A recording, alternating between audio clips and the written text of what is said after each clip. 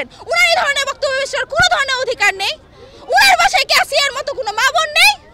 উনার এই কথা বলার কে অধিকার দিয়েছে? আমি জানতে চাই।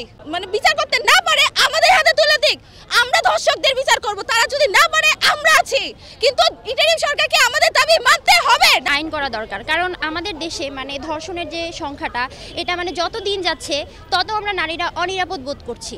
এমনকি আমাদের দেশের বাইরে কিছু আপুরা আছেন, আমাদের যারা ভার্সিটির সিনিয়র আপু, তারা আমাদেরকে বলছেন যে মানে তাদের বক্তব্য হচ্ছে এরকম যে বাংলাদেশের মেয়েদেরকে যদি নিরাপত্তা দিতে না পারে, তাহলে বাংলাদেশের মেয়েদেরকে অন্ততপক্ষে এই দেশ থেকে বের করে দেওয়ার ব্যবস্থা করুক। ছেলেরাই এই দেশে থাকুক, পুরুষরাই এই দেশে থাকুক, নারীদের এই দেশে থাকার কোনো দরকার নেই।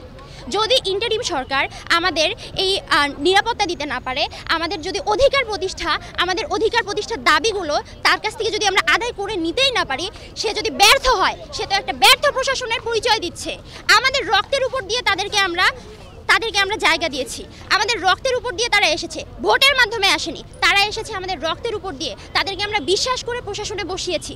এখন সেই গদিতে বসে যদি তারা ওই ফ্যাসিস্ট আওয়ামী সরকারের মতোই যদি আচরণ করে, তারা যদি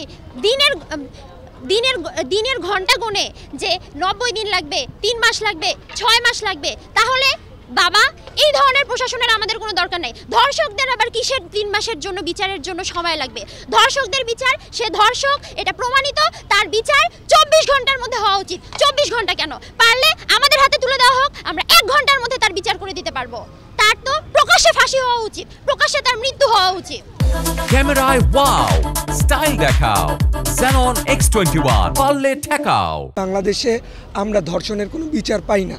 এই যে বিচারহীনতার সংস্কৃতি তৈরি হয়েছে, এটা নির্মূল করার জন্য আমাদের কিছু দাবি দেওয়া আছে, সেটা আমরা আগামীকাল ধর্ষণ বিরোধী মঞ্চ সাবিববি থেকে সংবাদ সম্মেলনের মাধ্যমে জানিয়ে দেওয়া হবে।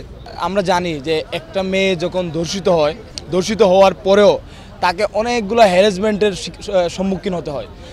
পুলিশের কাছে গেলে পুলিশে হ্যারাসমেন্ট করে, বা প্রশাসনের কাছে গেলে প্রশাসন হ্যারাসমেন্ট করে। সবসময় এরকম আমাদের যে দর্শিতরা, ভিকটিমরা ভুক্তভোগী হয়ে আসতেছে। তো আমরা এটা কেউ একটা সলিউশন পাওয়া যায়, আমরা এই দাবিগুলো আমরা উপস্থাপন করবো আগামীকাল। আমরা সংবাদ সম্মেলনের মাধ্যমে ধর্ষণ বিরোধী মঞ্চের আত্মপ্রকাশ করবে।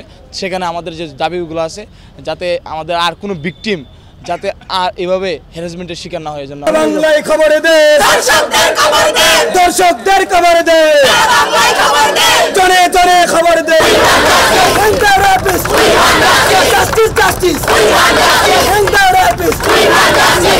জনে জনে খবর দে, দর্শকদের খবর দে, দর্শকদের খবর দে, জনে জনে